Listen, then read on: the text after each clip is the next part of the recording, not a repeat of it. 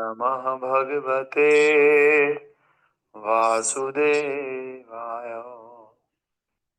नारायणं नमस्कृत्यं नरं चैव नरोत्तमं देवीं सरस्वतीं व्यासं ततो जयमुदीरये।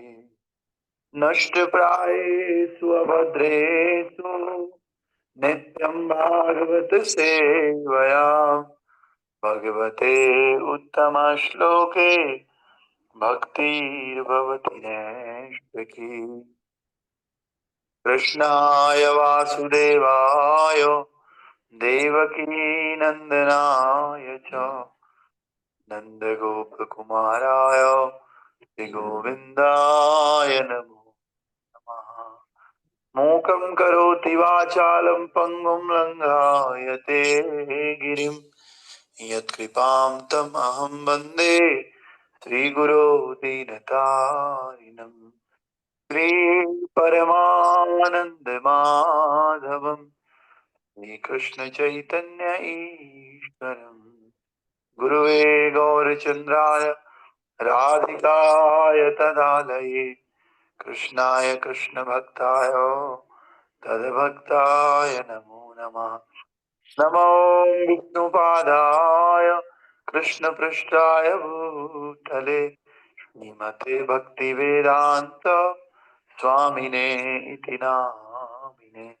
नमस्ते सरस्वते देवे गौरवाणी प्रचारिणे निर्विशेष शून्यवादे पाश्चात्य देशतारिणे। जय श्री कृष्ण चैतन्य प्रभु नित्यानंद श्री अद्वैत गदाधर शिवासादि गौर भक्त वृंदा। हरे कृष्णा कृष्णा कृष्णा हरे हरे, हरे राम राम राम हरे हरे। नमो पंकजनाभाय नमो पंकजमालिने नमो पंकजनेत्राय नमस्ते पंकजाग्रये। ग्रंथराज श्रीमद्भागवत महापुराण की जय। श्रील प्रभुपाद गुरु महाराज की जय। श्री राधा श्याम सुंदर राधा राधिका रमन की जय। कृष्ण बलराम की जय। श्री श्री गौर निताय की जय। जगन्नाथ बलदेव सुभद्रा चक्र सुदर्शन की जय। श्री पंच तत्व की जय। नरसिंह देव प्रहलाद महाराज की जय। श्री गोपाल की जय। श्री गुरु परंपरा की जय। निताय गौर प्रेमानंदे। आप सभी भक्तों का स्वागत है। हम लोग श्रीमद् भागवत महापुराण का दूसरा स्कंद पढ़ रहे हैं, दूसरा अध्याय, और इसमें श्लोक संख्या 31 आज हम पढ़ रहे हैं। इस प्रकार से है। तेनात्मनात्मानमुपेति शान्तम् आनन्दमानन्दमयो वसाने एतां गतिं भागवतीं गतो यो सो वै पुनरने हविसर्जतिंग। तेनात्मनात्मानमुपैति शान्तम् आनन्दमानन्दमयो वसाने एतां गतिं भागवतीं गतो यो तवे पुनर्नेह विसर्जतिंग। हरे कृष्ण। हरे कृष्ण प्रभु जी। तेनात्मनात्मा उपेति शांतिम आनंदमानंदमयो वसाने एतां गतिं भागवतीं गतो या सावे पुनर्नेह विसर्जतें। और कोई बात? अर्थ हमने पढ़ा था। केवल विशुद्ध आत्मा ही पूर्ण आनंद तथा तुष्टि के साथ अपनी वैधानिक अवस्था में भगवान के साथ संगति करने की पूर्णता प्राप्त कर सकता है। जो कोई भी ऐसी भक्तिमय पूर्णता को पुनः जागृत करने में समर्थ होता है, वो इस भौतिक जगत के प्रति फिर से आकृष्ट नहीं होता और इसमें लौटकर कभी नहीं आता। इसका अर्थ था कल, और कल हमने देखा था कि कई कई तरह के मोक्ष हैं, जिसमें सर्वोच्च मोक्ष है भगवान के धाम को जाना, वैकुंठ धाम में जाना, बाकी अलग अलग तरह की मुक्ति है जिसको आंशिक मुक्ति कहते हैं, ये हमने कल कहा था। लेकिन जो भगवान के भक्त हैं वो केवल भगवान की संगति में उनके धाम ही जाना चाहते हैं। बाकी लोग, कुछ लोग ब्रह्म में विलीन होते हैं, कुछ लोग ब्रह्म ज्योति में विलीन होते हैं, तो उन लोगों का नीचे गिरने का खतरा रहता है। केवल भगवान की भक्ति और भगवान के भक्त जो उनके धाम पहुंच जाते हैं, वहां से वापस आने का कोई खतरा नहीं रहता है। तो इसी तात्पर्य को आगे हम लोग कंटिन्यू कर रहे हैं। तो इसमें प्रभुपाद जी आगे बता रहे हैं, भगवत गीता में भी इसी की पुष्टि की गई है, जैसा कि भगवान कहते हैं, बड़े बड़े महात्मा गण या भक्ति योगी मेरी संगति प्राप्त करने के बाद इस दुखमय तथा अस्थायी जगत में फिर कभी वापस नहीं आते, और अतएव जीवन की सर्वोच्च सिद्धि भगवान की संगति प्राप्त करने के अतिरिक्त और कुछ भी नहीं है। श्री भगवान की सेवा में पूर्ण रूप से लगा रहने के कारण भक्ति योगी को ज्ञान या योग जैसी मोक्ष की अन्य विधि के प्रति कोई आकर्षण नहीं होता। शुद्ध भक्त 100% भगवान का भक्त होता है और अन्य कुछ भी नहीं है। इसलिए भगवान कहते हैं, अनन्यो अनन्यास चिंतयन्तु माम। अनन्य मतलब कोई अन्य चीज भगवान को पसंद नहीं। अगर आप भक्ति कर रहे हैं तो भक्ति से ही भक्त आकर्षित होता है। दूसरी कोई भी विधि भक्त के सामने आप ले आओ तो भक्त उससे आकर्षित नहीं होता है, भगवान की भक्ति से ही आकर्षित होता है। और इस श्लोक में अन्य दो शब्द शांतम तथा आनंदम, इस पर भी हमें ध्यान देना होगा, क्योंकि ये बोध कराते हैं कि भगवान की भक्ति में सेवा भक्त को वास्तव में दो महत्वपूर्ण वरदान देने वाली है। ये है शांति एवं तुष्टि। भगवान की शक्ति से दो चीजें मिलती है, जीवन में शांति आती है और हृदय में संतुष्टि आती है। और निर्विशेषवादी भगवान से एकाकार होने का इच्छुक रहता है, या दूसरे शब्दों में वो भगवान ही बनना चाहता है। एकाकार होने की के मतलब क्या है कि भगवान जैसा ही बनना, भगवान ही बन जाना है। तो इससे कभी भी शांति नहीं मिलेगी और न ही इससे कभी हृदय में तुष्टि मिलेगी। ये एकमात्र कोरी कल्पना है। योगी अनेक प्रकार की योग शक्तियों से जब उठता है, जिसके कारण उसे न तो शांति मिलती है और न ही उसे संतोष मिलता है। अतएव न तो निर्विशेषवादी न ही योगी को वास्तविक शांति तथा संतोष मिल पाता है, किंतु भक्त पूर्ण रूप से शांत तथा संतुष्ट रह सकता है, क्योंकि उसकी संगति परम पूर्ण से रहती है। अतएव ब्रह्म में लीन होने या कुछ योग शक्तियों की उपलब्धि में भक्त को कोई आकर्षण नहीं रहता है। भुक्ति मुक्ति सिद्धि कामी सदैव सकले रे अशांत, कृष्ण भक्त निष्काम अतएव शांत। महाप्रभु बताते हैं कि जो भुक्ति है, योगी है, सिद्धि का जो इच्छा रखता है, वो व्यक्ति हमेशा अशांत रहता है। सकले मतलब ये सभी लोग अशांत रहते हैं। कृष्ण भक्त निष्काम अतएव शांत। कृष्ण भक्त के अंदर कोई इच्छा होती नहीं। हम सोच रहे होंगे कई लोग अंदर ही अंदर, हमारे अंदर तो बहुत इच्छाएं, तो इन इच्छाओं को धीरे धीरे भगवत रूपी मेडिसिन से, भगवान की कथा रूपी मेडिसिन से इसको धीरे धीरे इच्छाओं को खत्म करना है। जब ये निष्कामता हमारे अंदर आएगी तो इस निष्कामता भाव से अन्य अनन्यता बढ़ेगी। अभी और इच्छाएं हैं, तो इसलिए अनन्यता के अंदर कमी है। जब ये इच्छाएं धीरे धीरे खत्म होंगी तो एकमात्र भगवान श्री कृष्ण का संग करने की इच्छा होगी। उसी को बोलते हैं अनन्य भक्ति। तो एक बार ब्रज में आपने सुना होगा, सब सब वर्णों के जो गुरु हैं वो पंडित होते हैं, ब्राह्मण, और ब्राह्मण का गुरु सन्यासी होता है। सन्यासी ब्राह्मण से भी ऊपर है, और सन्यासी का गुरु ब्रजवासी होता है। तो एक बार एक संत कथा कर रहे थे, कथा कर रहे हैं, तो वो बोला भाई कि हम अनन्य भक्त, भगवान की अनन्य भक्ति करना है। तो तो महाराज बताते हैं कि अनन्य तो छोड़िए, मैं तो अनन्य भक्ति करता हूँ। अनन्य भक्ति का क्या मतलब है?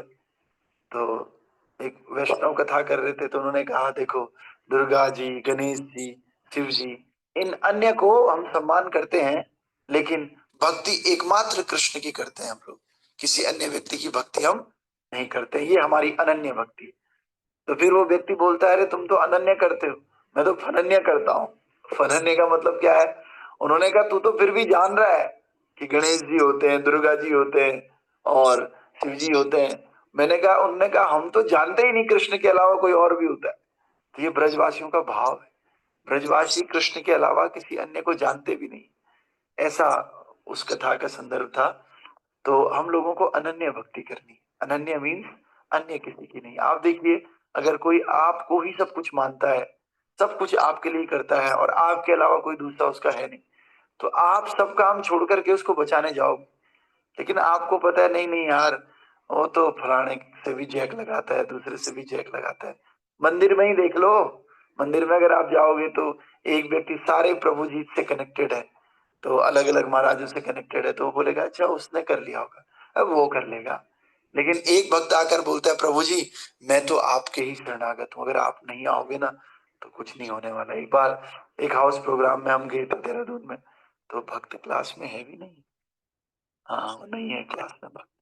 कभी कभी आते हैं भक्त, वो भक्त कहते हैं प्रभु जी आप आए तभी प्रोग्राम होगा, आप नहीं आए तो प्रोग्राम नहीं होगा। मैं अपने गांव में गया था और गांव में मुझे 2-4 दिन और रहना था। अभी जून में जब गांव में जाते हैं तो थोड़ा ठंडा रहता है, शुद्ध वातावरण रहता है, जप करने के लिए बड़ा अच्छा रहता है गांव का। तो वो दे भक्त बोल रहा प्रभु जी कोई और है नहीं, मैं तो आपकी शरणागत हूँ। तो मुझे 2-3 दिन पहले वहां से नीचे आना पड़ा, भरी गर्मी में, जून की गर्मी में। बहुत गर्मी हो रही थी उस समय, और इवन स्कूल्स ने भी उस समय 1 हफ्ते और आगे छुट्टियों को एक्सटेंड कर दिया था। तो मैं नीचे आया, नीचे आकर के उस भक्त ने कहा प्रभु जी नहीं आपको तो आना ही है। तो इस प्रकार से हम आए और कर दिया उसका काम। लेकिन कोई भक्त अच्छा प्रभु जी इनसे भी बोल दूं, उनको भी पूछ दूं, ये कर दूं, 10 जगह बात करेगा, तो आदमी सोचेगा ठीक है यार, इसके पास जाने वाला तो है ही। ऐसे ही ठाकुर जी भी होते। ठाकुर जी कहते ठीक है, भगवान कहते कामस्ते अपहतयानम भजन्ते अन्य देवता। कोई अन्य देवता को भजता है, ठीक है, उसकी बुद्धि उतनी नहीं है, लेकिन अगले श्लोक में कहते हैं मैं उसकी बुद्धि को वहीं स्थिर कर देता हूं। ठाकुर जी कह रहे हैं ठीक है अभी इतनी बुद्धि नहीं है मेरे तक पहुंचे, अनन्य भक्ति की बुद्धि नहीं, तो ठीक है, तो वहीं वहीं सीमित रहे। लेकिन फिर मैं उसको अर्जुन की तरह अवेलेबल नहीं रहता हूँ, उसको मैं जो है धन्ना जाट की तरह मैं उसके लिए अवेलेबल नहीं रहता हूँ।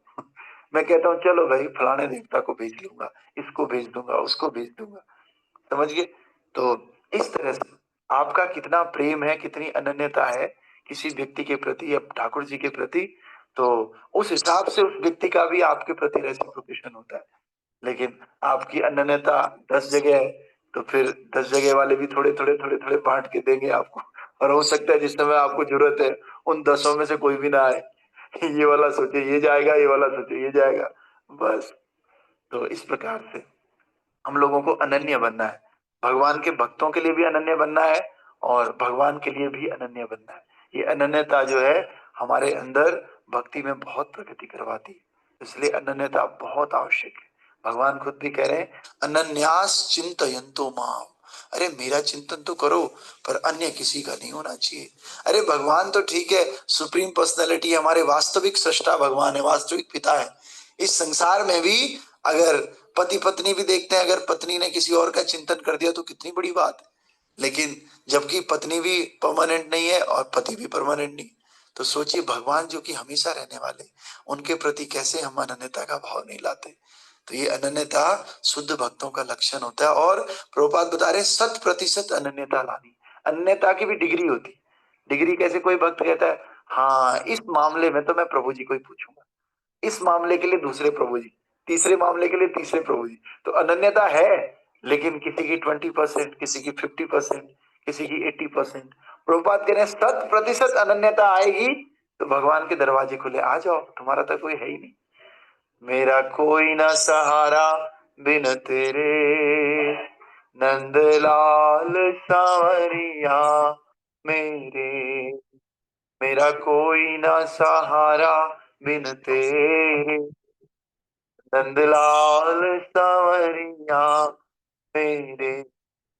तुम सुख के सागर हो, मेरी नैया पार लगा दो, नंदलाल सांवरिया मेरे। तो भक्त कह रहा है मैं तो दुख में पड़ा हुआ हूं, लेकिन तुम सुख के सागर हो, और मेरी ये दुख से ना आओ, तुम ही लेकर के जा सकते हो। लेकिन हम लोगों ने अलग अलग शेल्टर बना दिए। अच्छा ये नहीं होगा तो ये नहीं होगा तो वो। तो ये ऐसा शेल्टर भौतिक जगत में ठीक है, यहाँ नौकरी छूट जाएगी तो दूसरी नौकरी, ये तो ठीक है भौतिक जगत के लिए, लेकिन आध्यात्मिक जगत में ये लागू नहीं होता है। अगर हम अलग अलग जगह अपने सहारे ढूंढेंगे ना, तो भक्तों वो सहारे काम नहीं आते हैं। एकमात्र भगवान श्री कृष्ण को अपना सहारा मानना होगा। उनका नाम, उनकी लीलाएं, उनके भक्त, उनकी जो क्रियाएं हैं, इन सब को ही अपने जीवन का लक्ष्य बनाना होगा, तब जाकर के प्रोग्रेस होगी। तो इसलिए ये बात को हमेशा ध्यान रखना है। वास्तव में ये ऐसा नहीं कि एक लॉजिक है, ये वास्तविक बात है कि मेरा कोई ना सहारा, नंदलाल संवरिया मेरा, तुम्हारे बिना कोई सहारा है ही नहीं, नहीं है वास्तव में। ठीक है, तो आगे प्रभुपाद जी बता रहे हैं इस श्लोक के अन्य दो शब्दों शांतम और आनंदम, इस पर भी हमें ध्यान देना होगा, क्योंकि ये दोनों बोध कराते हैं कि भगवान की भक्तिमय सेवा भक्त को वास्तव में दो महत्वपूर्ण वरदान देती। अच्छा, ये तो हमने कर दिया है ना। तो इस प्रेम की प्राप्ति का अर्थ है अन्य समस्त आकर्षणों से पूर्णतः मुक्ति। और बद्ध जीव अनेक इच्छाएं करता है, जैसे धार्मिक व्यक्ति बनना, धनी बनना, प्रथम कोटि का भक्त होना, ईश्वर बनना, या योगियों के समान शक्तिशाली बनना, और कुछ भी पाकर, कुछ भी करके आश्चर्यजनक रूप से कार्य करना। ये समस्त महत्वाकांक्षाएं उस भावी भक्त द्वारा ठुकरा दी जानी चाहिए जो अपने सुप्त भगवत प्रेम को पुनः जागृत करना चाहता है। अशुद्ध भक्त भक्ति संपन्न करके उपयुक्त समस्त भौतिक वस्तुओं की कामना करता है, किंतु शुद्ध भक्त में उपयुक्त कलमश लेस मात्र भी नहीं रहते। इनमें भौतिक इच्छाएं, निर्विशेष का चिंतन तथा योग शक्तियों की प्राप्ति सम्मिलित।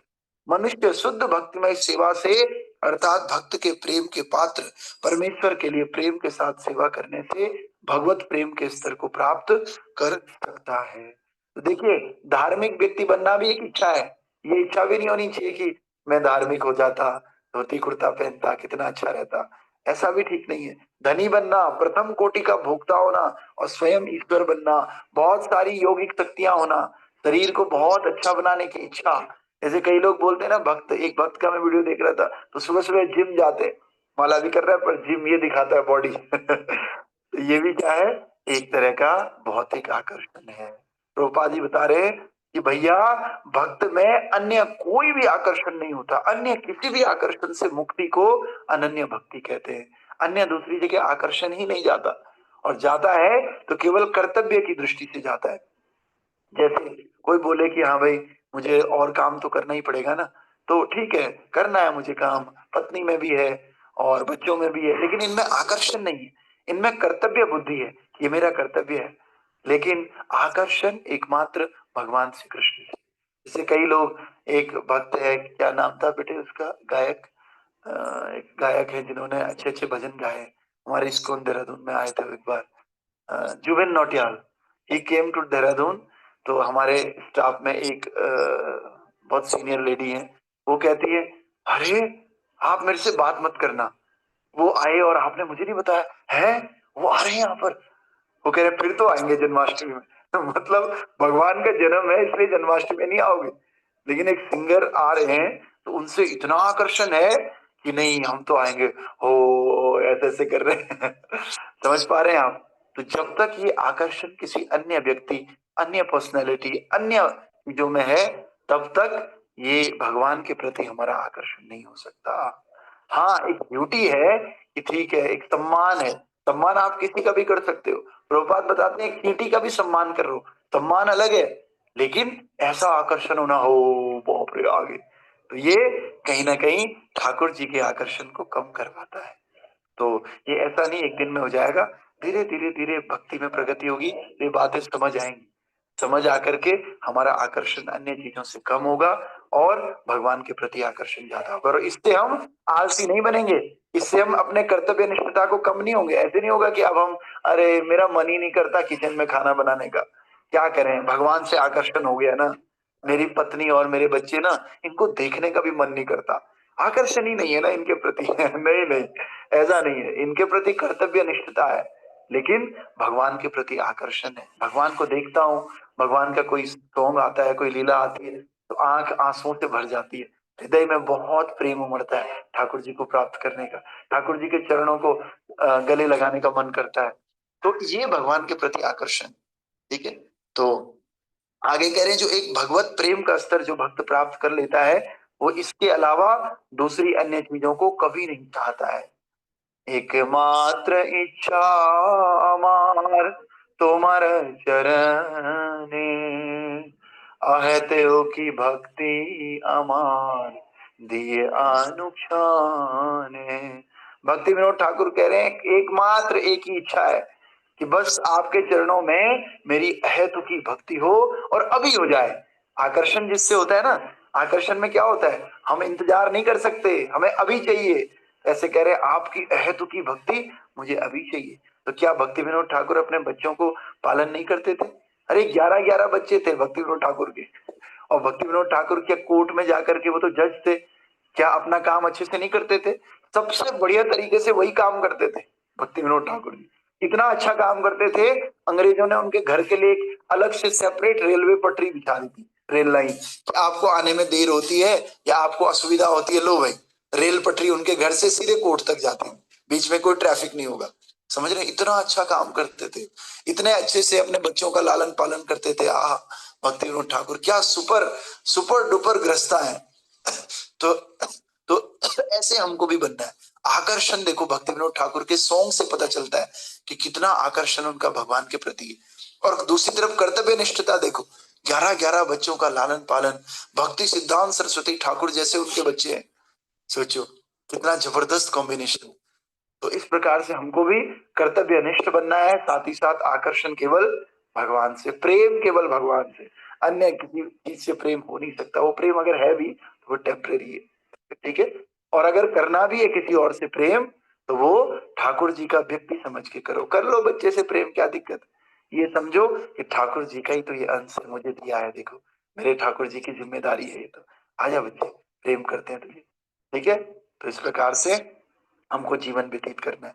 यदि हम अधिक स्पष्ट करना चाहें तो हम कह सकते हैं कि यदि कोई भगवान के प्रेम का स्तर प्राप्त करना चाहता है तो उसे भौतिक भोग की समस्त इच्छाओं का परित्याग करना होगा, और उसे किसी भी देवता की पूजा से दूर रहना चाहिए, और उसे केवल पूर्ण पुरुषोत्तम भगवान की पूजा में लीन रहना चाहिए। समझ में आ गया आप लोगों को? प्रभुपाद जी कह रहे हैं और क्लियर करना चाहता हूं मैं, तो क्या है कि जो भगवान का प्रेम प्राप्त करना चाहता है सारे भोगों से दूर रहना चाहिए। ऐसा नहीं कि गर्लफ्रेंड भी चाहिए और भगवान भी मिल जाएंगे, नॉट पॉसिबल। ऐसा ही नहीं जुआ भी खेलना है भगवान भी चाहिए। ऐसा नहीं कि खाना पीना भोग लगे ना लगे मुझे तो खाना है अभी किसी भी तरह से, तो ऐसी इच्छा है भगवान भी मिल जाएंगे, तो ऐसा पॉसिबल नहीं है। अरे मुझे सब करना है, अन्य देवी देवताओं की भी पूजा करना है, रिचुअल भी करना है, सब करना है और भगवान भी चाहिए, ऐसा पॉसिबल नहीं है। इसीलिए उस व्यक्ति को केवल पूर्ण पुरुषोत्तम भगवान की पूजा में लीन रहना चाहिए। उसे भगवान से तदाकार होने के मूर्खतापूर्ण विचार का परित्याग कर देना चाहिए और संसार में प्रतिष्ठा पाने हेतु आश्चर्यजनक शक्तियों को प्राप्त करने की इच्छा त्याग देनी चाहिए। इच्छा ये भी है कि मैं सुपरस्टार बनूं, मैं मेरे अंदर ऐसी सिद्धियां हो, तो फिर प्रभु जी सिद्धि मिलेगी, भगवान नहीं मिल पाएंगे, सिद्धि ले लो फिर। और शुद्ध भक्त किसी पारिश्रमिक की आशा ना करके भगवान की सेवा में ही लीन रहता है। और जो वो सेवा कर रहा है वो ये नहीं सोच रहा आरती करते हुए कि भगवान मैं देखो सेवा कर रहा हूँ आपकी, आप बदले में मुझे ये तो दे ही देना। किसी तरह निष्काम भक्ति होनी चाहिए।